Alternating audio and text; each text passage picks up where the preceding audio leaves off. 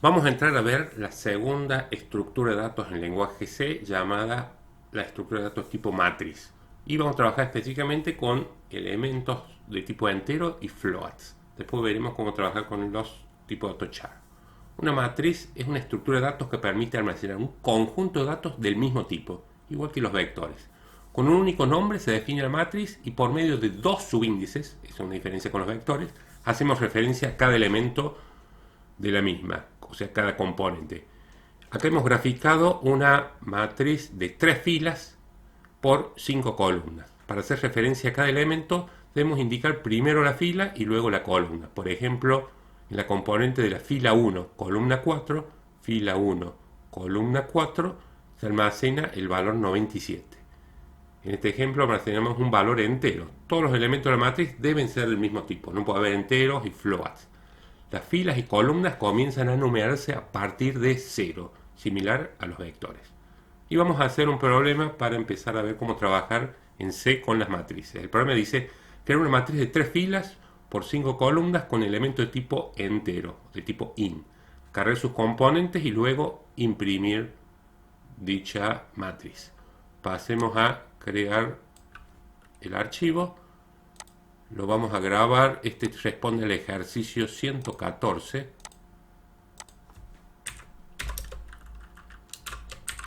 Incluimos los archivos estándar.io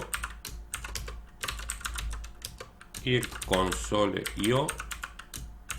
Vamos a hacer primero la main.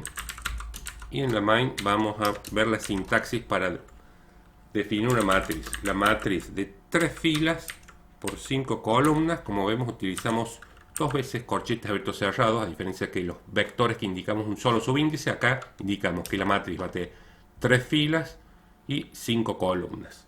Acá llamaremos la función cargar, que es la que vamos a pasar a codificar ahora. Se tiene que declarar antes. A la función cargar llega como parámetro la matriz de 3 filas, 5 columnas.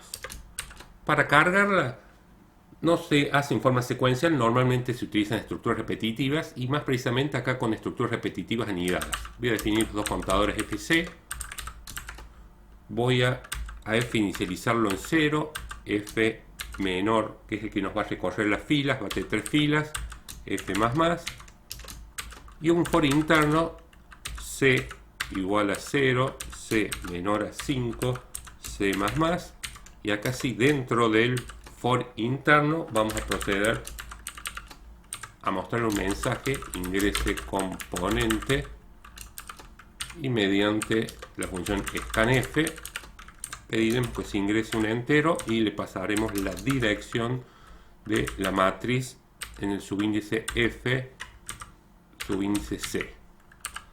Analicemos. F empieza en 0.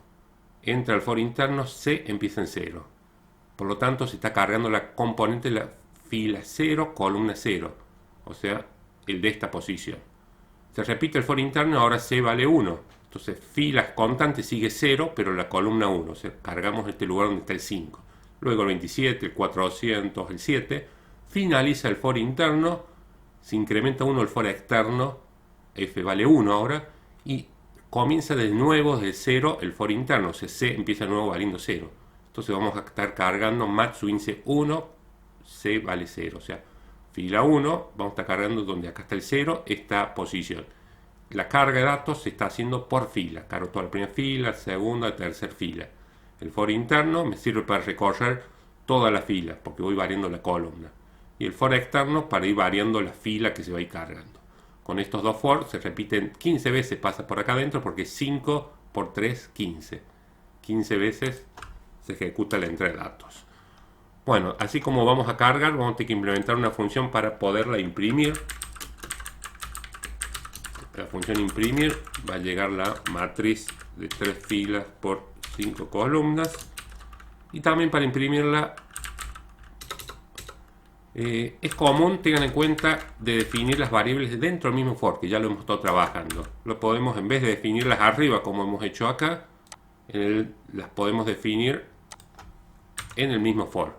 A f inicializamos en 0, de las dos formas va a funcionar perfectamente bien. F más. Lo mismo vamos a hacer con el otro contador del for interno, el C. Lo definimos acá el mismo for.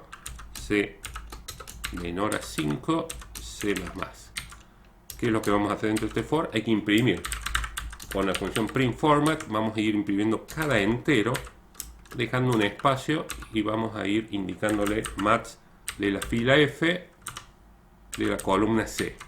Los nombres contadores de los for FC pueden tener cualquier nombre, pero F nos recuerda de fila y C para columna. Cuando sale este for interno vamos a hacer un salto de línea para que quede en forma matricial en pantalla. Tenemos que llamar desde la main para que se ejecute la función imprimir, pasarle la matriz, detener la ejecución del programa y retornar el 0 al sistema operativo. Vemos ahí un error sintáctico. Bueno, vamos al ingresar las componentes. Son 15 valores. Vamos a cargar los valores consecutivos. Y tenemos la carga de los 15 elementos. Tenemos la carga de los 15 elementos y luego tenemos la impresión. Como vemos, imprimimos toda una fila. Y cuando terminamos de imprimir la primera fila, sale del for interno y hacemos un salto de línea. Y procedemos a imprimir la segunda fila y la tercera fila de la matriz. La matriz, como vemos, tenemos que manejar dos subíndices, cantidad de filas y cantidad de columnas.